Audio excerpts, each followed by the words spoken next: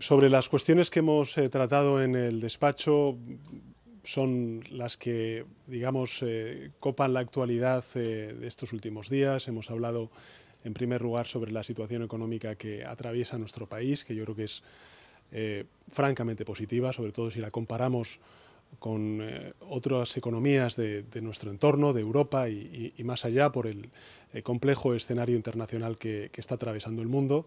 Creo que los datos de la contabilidad nacional de este pasado trimestre invitan al optimismo. Hemos visto como el Fondo Monetario Internacional vuelve a proyectar a España como la principal economía o la gran economía europea que crezca más por segundo año consecutivo en Europa.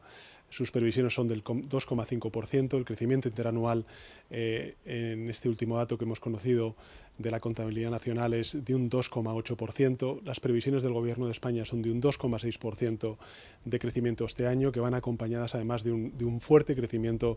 en la creación de empleo, como saben ustedes, ¿no? Hemos visto como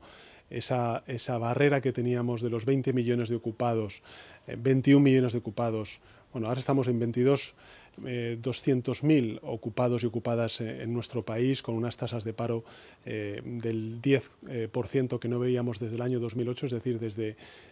antes de la crisis financiera, o incluso también cuando hablamos de la temporalidad y, por tanto, de la estabilidad del empleo que se crea, ¿no? Para que nos hagamos una idea, en términos interanuales, el crecimiento en empleo, en ocupación, ha sido de 580.000 durante este último año, lo cual demuestra no solamente el vigor, sino el dinamismo de una economía que resiste todos los embates que provienen del exterior, dada la complejidad internacional que atraviesa Europa y el mundo, y que efectivamente pues, tiene su incidencia en España. Bueno, este es uno de los primeros temas que hemos hablado en el despacho Su Majestad el Rey y yo. El segundo tiene que ver también con el que ese crecimiento en un país cuyo principal desafío continúa siendo la desigualdad y que tiene su reflejo más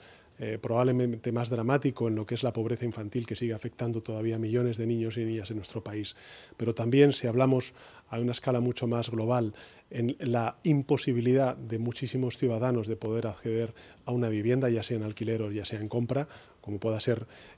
uno de los principales desafíos que tienen los ciudadanos y ciudadanas de las Islas Baleares, pues ha sido también objeto del despacho con Su Majestad el Rey, ¿no? Es verdad que queda muchísimo por hacer en el ámbito de la desigualdad,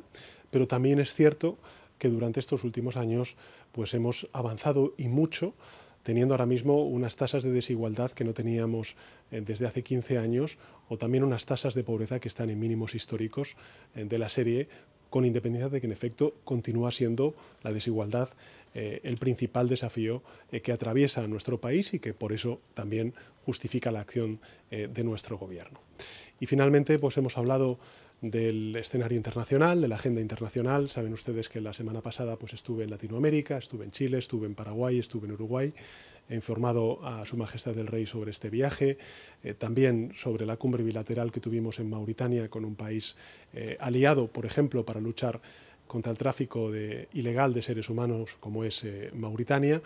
Y, por supuesto, pues hemos hablado de toda la política europea y, lógicamente, también del acuerdo comercial que se logró ayer entre la Unión Europea y Estados Unidos. Y también pues, la posición del Gobierno de España respecto a otros acuerdos comerciales que ojalá se puedan producir en el futuro y que son de mucho y de particular interés a España, como es, por ejemplo, el acuerdo de la Unión Europea con el Mercosur para crear la mayor zona de libre comercio del mundo, si es que al final se materializa antes de que finalice este año este importante acuerdo comercial. Bueno, estos han sido los temas que hemos tratado: economía, hemos tratado cohesión social, hemos tratado la agenda internacional, hemos hablado también, lógicamente, de los temas, las decisiones que hemos aprobado en este último Consejo de Ministros, donde creo que el principal titular es ese avance social de nuevo que hacemos en el ámbito de los permisos de paternidad y maternidad, donde yo creo que damos un paso más, sobre todo y especialmente pensado para las familias monoparentales, que en su práctica totalidad o en una amplísima mayoría son mujeres, madres, las que se van a ver beneficiadas de esta extensión del permiso de paternidad y maternidad. Y con esto, pues si te parece, Alfredo, pues quedaría a disposición de los medios de comunicación para responder a sus preguntas, simplemente con un último comentario, y es que yo creo que toda esta positivo desarrollo de la economía española, la creación de empleo, las políticas que estamos poniendo en marcha para redistribuir la riqueza y, por tanto, reducir la desigualdad, que, insisto, continúa siendo la principal fuente de preocupación para el Gobierno de España, y una agenda internacional donde España proyecta, yo creo que una política coherente de respeto al derecho internacional,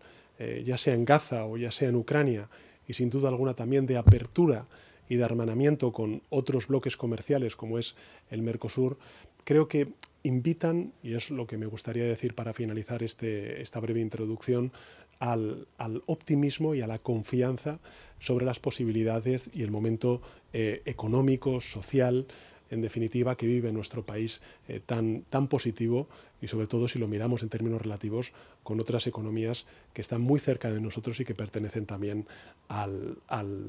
proyecto europeo, ¿no?